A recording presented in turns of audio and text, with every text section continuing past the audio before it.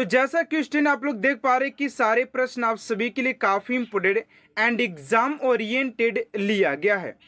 तो चलिए पहले प्रश्न की ओर बात करते हैं कि आप सभी का पहला प्रश्न क्या पूछा जा रहा है। फर्स्ट प्रश्न कर रहा है कि मंडाना मंडाना लोक कला शैली का संबंध किस भारतीय राज्य से है। कह रहा है कि मंडाना लोक कला शैली का संबंध किस भारतीय राज्य से है। ऑप्शन नंबर ए में है राजस्थान, बी में गुजरात, सी में महाराष्ट्र और डी में है बिहार। तो इस क्वेश्चन का राइट आंसर हो जाएगा आप सभी का ऑप्शन नंबर ए, यानी कि राजस्थान आप सभी का राइट आंसर हो जाएगा, राजस्थान। चलिए अगले प्रश्न की ओर बात करते हैं आप सभी का। अगला प्रश्न यहाँ पर पूछा जा रहा है सेकेंड नंबर कि भोगाली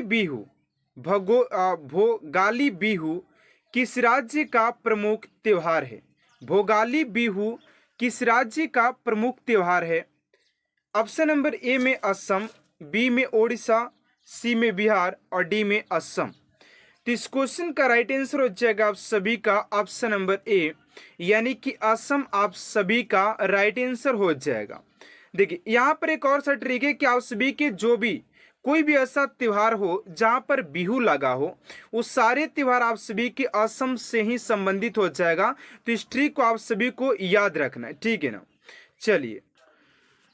चलिए अगले प्रश्न की ओर बात करते हैं स्टूडेंट। आप सभी का अगला प्रश्न पूछा जा रहा है। थर्ड नंबर प्रश्न कह रहा है कि मौर्य काल में शिक्षा का सर्वाधिक प्रसिद्ध केंद्र था।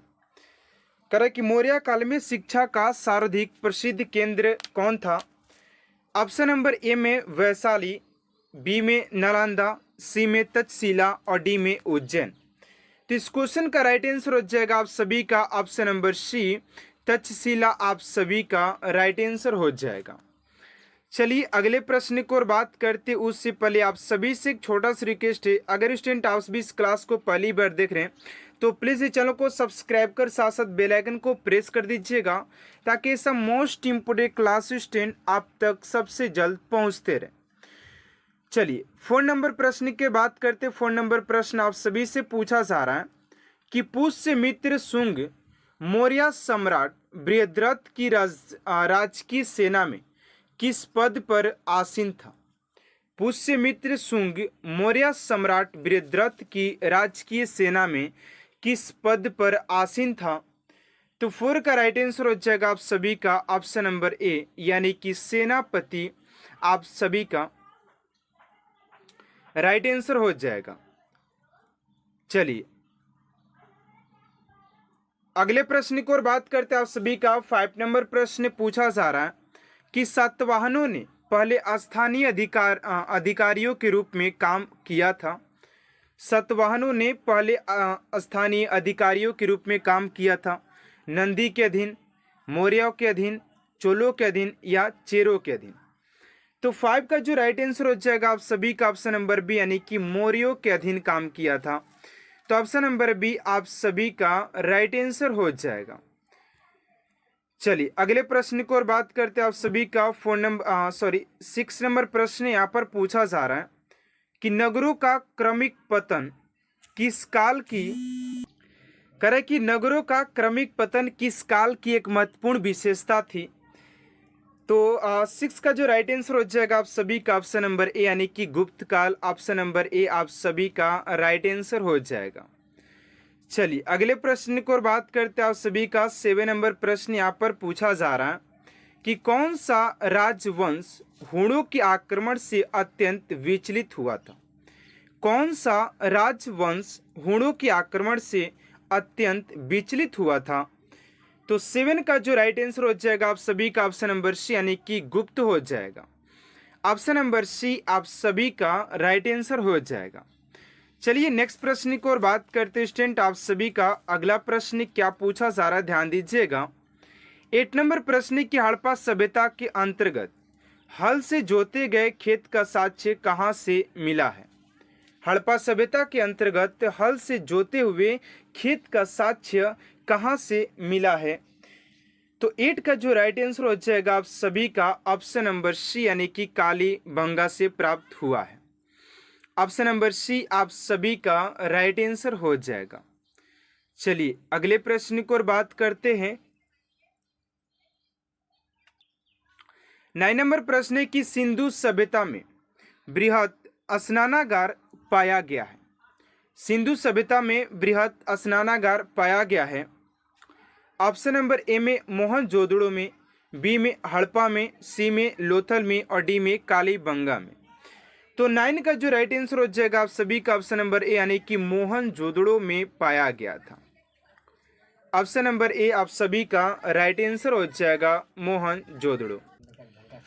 चलिए अगले प्रश्न की ओर बात करते हैं स्टूडेंट। आप सभी का 10 नंबर प्रश्न पूछा जा रहा है कि गौतम बुद्ध द्वारा भिक्षुणी संघ की स्थापना कहाँ की गई थी। तो 10 का जो राइट आंसर हो जाएगा आप सभी का ऑप्शन नंबर सी यानी कि वैशाली में किया गया था। ऑप्शन नंबर सी आप सभी का राइट आंसर हो जाएगा क्वेश्चन नंबर 10 का। चलिए अगले प्रश्न की ओर बात करते हैं। आप सभी का 11 नंबर प्रश्न पूछा जा रहा है कि किसे एशिया की रोशनी द लाइट ऑफ एशिया कहा जाता है। किसे एशिया की रोशनी कहा जाता है, द लाइट ऑफ एशिया के नाम से किसे जाना जाता है। तो गौतम बुद्ध आप सभी के राइट आंसर हो जाएंगे। Option number B is right answer हो जाएगा। चलिए अगले प्रश्न की ओर बात करते हैं। आप सभी का 12 नंबर प्रश्न यहाँ पर पूछा जा रहा है कि वह शासक कौन था जिसने राज सिंहासन पर बैठने के लिए अपने बड़े भाई सुसीम की हत्या की थी। तो 12 का राइट आंसर हो जाएगा आप सभी का अशोक। अशोक एक ऐसा राजा था जिसने राज सिंहासन पर बैठने के लिए अपने बड़े भाई सुसीम की हत्या किया था, सुसीम की हत्या कर दिया था। तो ऑप्शन नंबर ए आप सभी का राइट आंसर हो जाएगा। चलिए अगले प्रश्न की ओर बात करते हैं। आप सभी का 13 नंबर प्रश्न है कि सांची किस कला व मूर्ति कला का निरूपण करता है। सांची किस कला व मूर्ति कला का निरूपण करता है। तो 13 का राइट आंसर हो जाएगा आप सभी का ऑप्शन नंबर बी यानी कि बौद्ध का निरूपण करता है। ऑप्शन नंबर बी आप सभी का राइट आंसर हो जाएगा। चलिए अगले प्रश्न की ओर बात करते हैं। आप सभी का 14 नंबर प्रश्न है कि निम्नलिखित में से किसकी चालकोलिथिक एज यानी कि चालकोलिथिक एज कहा जाता है। तो राइट आंसर हो जाएगा आप सभी का ऑप्शन नंबर सी यानी कि ताम्रपाषाण युग को चालकोलिथिक एज कहा जाता है। ऑप्शन नंबर सी हो जाएगा। चलिए अगले प्रश्न की ओर बात करते हैं। आप सभी का 15 नंबर प्रश्न है कि किस विदेशी यात्री ने भारत का दौरा सबसे पहले किया था। किस विदेशी यात्री ने भारत का दौरा सबसे पहले किया था। तो इस क्वेश्चन का राइट आंसर हो जाएगा आप सभी का 15 का option number B Megasthenes. Option number B आप सभी का राइट आंसर हो जाएगा। चलिए अगले प्रश्न की ओर बात करते हैं। 16 नंबर की हितोपदेश के लेखक कौन है। तो हितोपदेश के लेखक की बात करते तो नारायण पंडित। ऑप्शन नंबर सी आप सभी के राइट आंसर हो जाएगा। चलिए नेक्स्ट प्रश्न की ओर बात करते 17 नंबर प्रश्न है कि पूरा पाषाण काल में। तो चलिए अगले प्रश्न की ओर बात करते स्टूडेंट। आप सभी का 17 नंबर प्रश्न पूछा जा रहा है कि पूरा पाषाण काल में आदि मानव के मनोरंजन के साधन क्या थे। पूरा पाषाण काल में आदि मानव के मनोरंजन के साधन क्या थे। तो 17 का राइट आंसर हो जाएगा आप सभी का ऑप्शन नंबर ए यानी कि शिकार हो जाएगा। ऑप्शन नंबर ए आप सभी का राइट आंसर हो जाएगा क्वेश्चन नंबर 17 का। चलिए अगले प्रश्न की ओर बात करते हैं। आप सभी का 18 नंबर प्रश्न है कि निम्नलिखित में से वह सागर कौन सा है जो भूबद्ध है, जो भूबद्ध है। 18 का राइट आंसर हो जाएगा आप सभी का ऑप्शन नंबर डी यानी कि अरल सागर। ऑप्शन नंबर डी आप सभी का राइट आंसर हो जाएगा। चलिए अगले प्रश्न की ओर बात करते हैं। आप सभी का 19 नंबर प्रश्न पूछा जा रहा है कि पनामा नगर का निर्माण किस वर्ष हुआ था। पनामा नहर का निर्माण किस वर्ष हुआ था। तो 19 का राइट आंसर हो जाएगा आप सभी का ऑप्शन नंबर डी, यानी कि 1914 ईस्वी में हुआ था। ऑप्शन नंबर डी आप सभी का राइट आंसर हो जाएगा। चलिए अगले प्रश्न की ओर बात करते हैं। आप सभी का 20 नंबर प्रश्न यहाँ पर पूछा जा रहा है, करे कि निम्न में से किस महाद्वीप का क्षेत्रफल सबसे कम है। निम्न में से किस महाद्वीप का क्षेत्रफल सबसे कम है। तो 20 का राइट आंसर हो जाएगा आप सभी का ऑप्शन नंबर डी, यानी कि Australia. Australia option number D आप सभी का राइट आंसर हो जाएगा। चलिए अगले प्रश्न की ओर बात करते हैं। आप सभी का 21 नंबर प्रश्न है कि द्वीपों की सर्वाधिक संख्या किस महासागर में देखने को मिलता है। द्वीपों की सर्वाधिक संख्या किस महासागर में देखने को मिलता है। तो 21 का राइट आंसर हो जाएगा आप सभी का ऑप्शन नंबर ए, यानी कि प्रशांत महासागर में देखने को मिलता है। प्रशांत महासागर ऑप्शन नंबर ए आप सभी का राइट आंसर हो जाएगा। चलिए अगले प्रश्न की ओर बात करते 22 नंबर की दक्षिण एशिया का सबसे बड़ा मरुस्थल है। दक्षिण एशिया का सबसे बड़ा मरुस्थल कौन सा है। तो 22 का आ जाएगा आप सभी का थार मरुस्थल। ऑप्शन नंबर डी आप सभी का राइट आंसर हो जाएगा। थार मरुस्थल इज राइट आंसर हो जाएगा। चलिए अगले प्रश्न की ओर बात करते 23 नंबर की एशिया तथा उत्तरी अमेरिका किसके द्वारा पृथक होते हैं। एशिया तथा उत्तरी अमेरिका किसके द्वारा पृथक होते हैं। तो 23 का आ जाएगा आप सभी का वेरिंग जल डमरू मध्य। ऑप्शन नंबर डी आप सभी का राइट आंसर हो जाएगा। अगला प्रश्न 24 नंबर की अकोसोम्बो बांध निम्न में से किस नदी पर स्थित है। तो 24 का आ जाएगा आप सभी का ऑप्शन नंबर बी, यानी कि वोल्टा। वोल्टा ऑप्शन नंबर बी आप सभी का राइट आंसर हो जाएगा। चलिए अगले प्रश्न की ओर बात करते हैं। आप सभी का 25 नंबर प्रश्न की अफ्रीका के रूम सागरीय तट पर कौन सा बंदरगाह है। 25 का आ जाएगा बी, यानी कि सिकंदरिया। प्रश्न क्या पूछा जा रहा है। अगर आप लोगों को हर एक प्रश्न का अगर आंसर पता है तो आप सभी फटाफट कमेंट बॉक्स में जवाब दीजिएगा कि इस क्वेश्चन का ये आंसर हो जाएगा, ठीक है ना। चलिए पहले प्रश्न की ओर बात करते हैं। आप सभी का पहला प्रश्न क्या पूछा जा रहा है। तो फर्स्ट प्रश्न कह रहा है कि उत्तर पूर्व भारत की सबसे बड़ी झील। उत्तर पूर्व भारत की सबसे बड़ी झील लोकटक किस राज्य में स्थित है। उत्तर पूर्वी भारत की सबसे बड़ी झील लोकटक किस राज्य में स्थित है। तो राइट आंसर हो जाएगा आप सभी का ऑप्शन नंबर बी, यानी कि मणिपुर में स्थित हो जाएगा। ऑप्शन नंबर बी स्टूडेंट आप सभी का राइट आंसर हो जाएगा। चलिए अगले प्रश्न की ओर बात करते हैं। आप सभी का सेकेंड नंबर प्रश्न है कि छपेली लोक नृत्य संबंधित है। आप लोगों के अगर लोक नृत्य की बात किया स्टूडेंट तो आप सभी के एग्जाम में 100% 1 से 2 प्रश्न आप सभी के नृत्य से पूछा जाएगा, जैसे कि गरबा हुआ, ठीक है, जो कि गुजरात से है। आंध्र प्रदेश का कुचिपुड़ी हो गया, ठीक है। तो ये प्रश्न आप सभी से बार बार पूछे जाते हैं। तो छपेली की बात किया जाए तो ये हो जाएगा आप सभी का हिमाचल प्रदेश से संबंधित हो जाएगा। ऑप्शन नंबर सी आप सभी का राइट आंसर हो जाएगा। चलिए अगले प्रश्न की ओर बात करते हैं। आप सभी का अगला प्रश्न है कि गुप्त वंश के किस शासक ने सर्वप्रथम महाधिराज की उपाधि धारण की। गुप्त वंश के किस शासक ने सर्वप्रथम महाधिराज की उपाधि धारण किया था। ऑप्शन नंबर ए में श्रीगुप्त, बी में चंद्रगुप्त ने, सी में घटोत्कच गुप्त ने और सी में समुद्रगुप्त ने। तो राइट आंसर हो जाएगा आप सभी का थर्ड का ऑप्शन नंबर बी, यानी कि समुद्रगुप्त ने इस उपाधि को प्राप्त किया था, महाधिराज की उपाधि। ऑप्शन नंबर बी आप सभी का राइट आंसर हो जाएगा।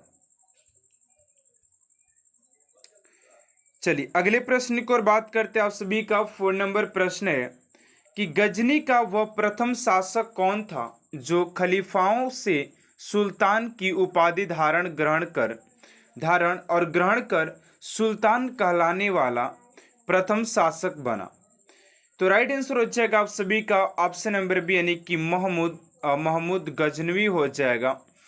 ऑप्शन नंबर बी स्टूडेंट आप सभी का राइट आंसर हो जाएगा। चलिए अगले प्रश्न की ओर बात करते हैं स्टूडेंट। उससे पहले आप सभी से एक छोटा सा रिक्वेस्ट है कि अगर आप सभी अभी तक इस चैनल को सब्सक्राइब नहीं किए तो प्लीज़ स्टूडेंट चैनल को सब्सक्राइब कर साथ साथ बेल आइकन को प्रेस कर दीजिएगा ताकि ये सब मोस्ट इम्पोर्टेंट क्लास स्टूडेंट आप तक सबसे जल्द पहुंचते रहे। चलिए अगले प्रश्न की ओर बात करते हैं। आप सभी का 5 नंबर प्रश्न क्या पूछा जा रहा है। कह रहा कि 1526 ईस्वी में बाबर ने किस वंश के शासक को परास्त कर मुगल साम्राज्य की नींव डाली। 1526 ईस्वी में बाबर ने किस वंश के शासक को परास्त कर मुगल साम्राज्य की नींव डाली। वही बाबर है जिसने भारत पर 5 बार आक्रमण भी किया था। ठीक है, वही बाबर है जो कि पानीपत का प्रथम युद्ध, आपसी की खानवा का युद्ध 1527 में, चंदेरी का 1528 में और घाघरा का युद्ध 1529 ईस्वी में इसी के बाबर ने ही इस युद्ध को लड़ा था। ठीक है ना, जिसमें कि चारों युद्ध में बात किया जाए तो बाबर विजय प्राप्त किया था। और 1526 में बात किया जाए तो ये इब्राहिम लोदी के साथ पानीपत के प्रथम युद्ध में इब्राहिम लोदी के नींव को मतलब कि हिला दिया था। ठीक है ना, यानी कि इब्राहिम लोदी परास्त हुए थे पानीपत के प्रथम युद्ध की बात किया जाए तो। चलिए अगले प्रश्न की ओर बात करते हैं। आप सभी का अगला प्रश्न है 6 नंबर कि 1857 में किसने इलाहाबाद को आपातकालीन मुख्यालय बनाया था। 1857 में किसने इलाहाबाद को आपातकालीन मुख्यालय बनाया था। तो 6 का जो राइट आंसर हो जाएगा आप सभी का लॉर्ड कैनिंग हो जाएगा। ऑप्शन नंबर ए आप सभी का राइट आंसर हो जाएगा।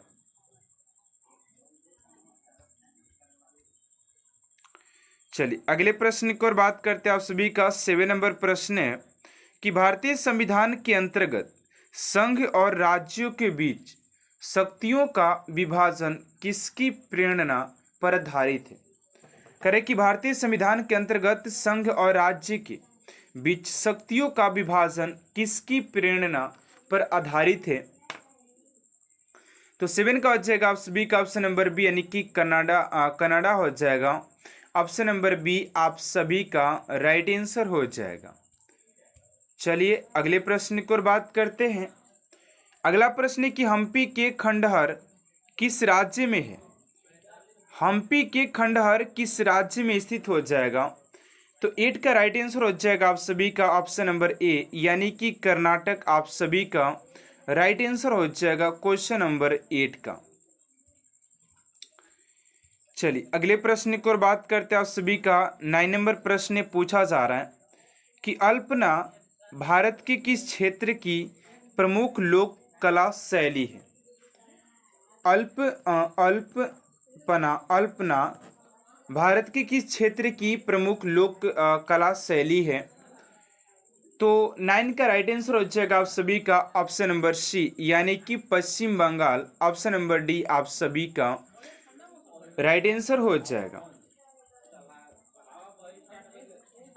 चलिए अगले प्रश्न की ओर बात करते हैं। आप सभी का 10 नंबर प्रश्न है कि विश्व का सबसे ऊंचा जलप्रपात किस देश में अवस्थित है। विश्व की सबसे ऊंचा जलप्रपात किस देश में अवस्थित है। तो 10 का राइट आंसर हो जाएगा आप सभी का वेनेजुएला हो जाएगा। ऑप्शन नंबर ए आप सभी का राइट आंसर हो जाएगा। चलिए अगले प्रश्न की ओर बात करते हैं। आप सभी का 11 नंबर प्रश्न है कि कौन सा महाद्वीप मरुस्थल विहीन है। कौन सा महाद्वीप मरुस्थल विहीन है। तो 11 का राइट आंसर हो जाएगा आप सभी का ऑप्शन नंबर बी यानी कि यूरोप आप सभी का राइट आंसर हो जाएगा। चलिए अगले प्रश्न की ओर बात करते हैं। आप सभी का 12 नंबर प्रश्न है कि निम्नलिखित में से कौन बीजगणित के क्षेत्र में अपने योगदान के लिए विशेष रूप से जाना जाता है? तो फटाफट इस क्वेश्चन का राइट आंसर आप सभी कमेंट बॉक्स में डालिए कि इस क्वेश्चन का राइट आंसर क्या हो जाएगा।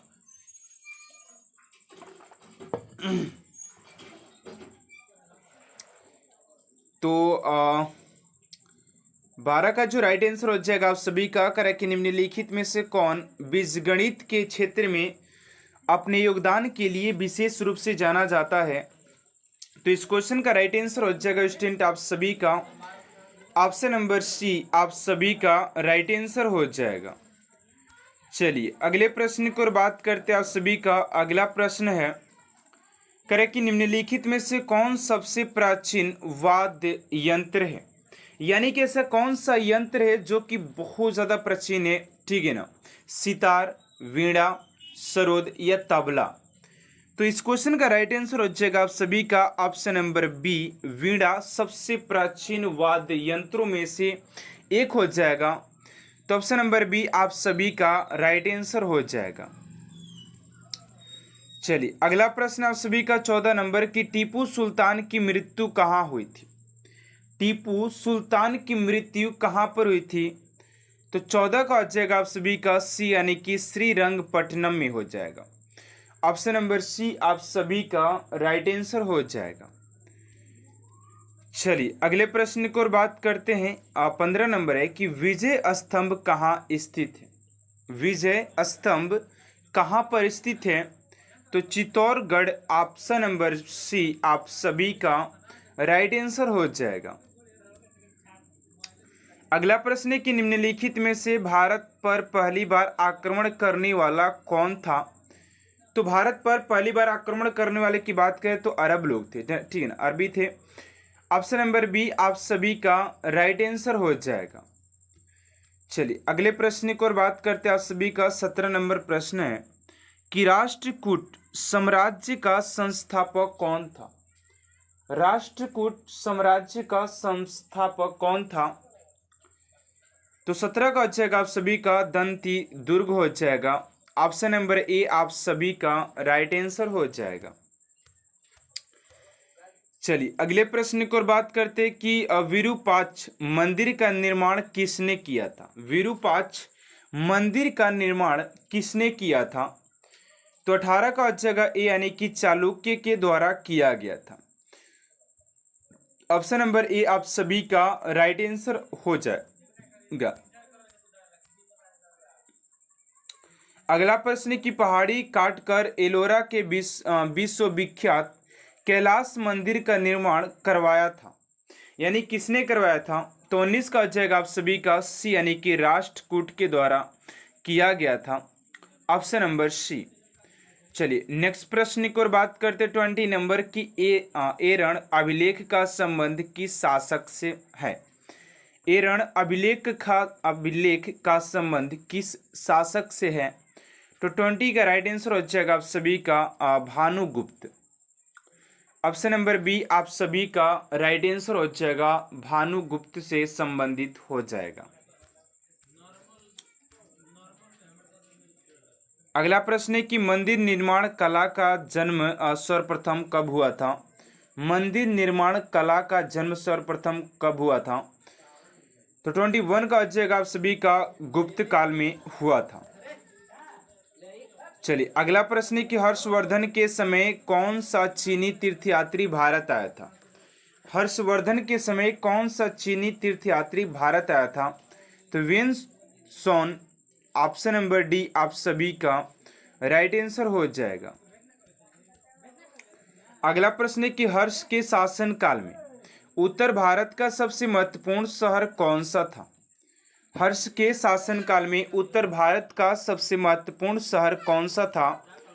तो 23 का हो जाएगा आप सभी का ऑप्शन नंबर डी यानी कि कन्नौज हो जाएगा।